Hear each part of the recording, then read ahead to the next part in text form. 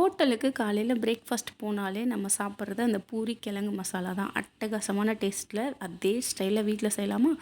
3 உருளைக்கிழங்க வேக வச்சு எடுத்து வச்சுக்கலாம். கடாய் அடுப்பில் வச்சு எண்ணெய் ஊற்றி எண்ணெய் சூடானதும் கடுகு, உளுத்தம் பருப்பு, 1 ஸ்பூன் சோம்பு, 1 ஸ்பூன் கடலைப்பருப்பு, 10லேருந்து 12 பல் பூண்டு, 2 பச்சை மிளகாய், நீட்டாக கட் பண்ண 2 பல்லாரி வெங்காயம், கருவேப்பிலை போட்டுக்கலாம். கொஞ்சமாக உப்பும் சேர்த்து வதக்கி விட்டுக்கலாம். வேக வச்ச உருளைக்கிழங்க மசிச்சு வச்சுக்கலாம். வெங்காயம் நல்லா வதங்கினதுக்கப்புறம் 1 ஸ்பூன் வத்தல் பொடி, 1/2 ஸ்பூன் மஞ்சள் பொடி, கொஞ்சமாக பெருங்காயம் எல்லாம் சேர்த்து மஞ்சள் பொடி வாசனை போகிற வரையும் வதக்கிட்டு மசிச்சு வச்ச உருளைக்கிழங்கையும் சேர்த்து நல்லா மேஷ் பண்ணி விட்டுறலாங்க. அந்த உருளைக்கிழங்கு பெருசாக வெளியில் தெரியக்கூடாது. அந்தளவுக்கு நல்லா மசிச்சு விட்டுட்டு 1 டம்ளர் தண்ணி ஆட் பண்ணிக்கலாம். இந்த ஸ்டேஜில் நல்லா 2 கொதி வந்ததுக்கப்புறம் 1 ஸ்பூன் கடலை மாவு இல்லைனா பொட்டுக்கடலை மாவை கட்டி இல்லாமல் கரைச்சி ஆட் பண்ணி 2 கொதி வந்ததும் கொத்தமல்லி தலையை தூவி இறக்கிருங்க. மணக்க மணக்க பூரி கிழங்கு மசாலா ரெடி. இந்த மாதிரி மோர் ரெசிபீஸ்க்கு நம்ம சேனலை மறக்காமல் சப்ஸ்கிரைப் பண்ணுங்கள். இப்போ சுட சுட பூரி கிழங்கு மசாலா சாப்பிட்லாம் வாங்க.